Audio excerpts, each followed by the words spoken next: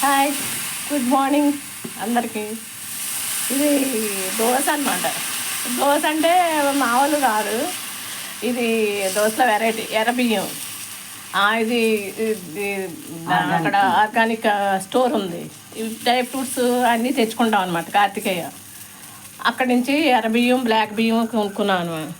దొరుకుతున్నాయి, బ్లాక్ కూడా దొరుకుతున్నాయి. ఈ రెడ్ను బ్లాక్ తెచ్చాను. ఇక పిండి ఇలా ఉంది.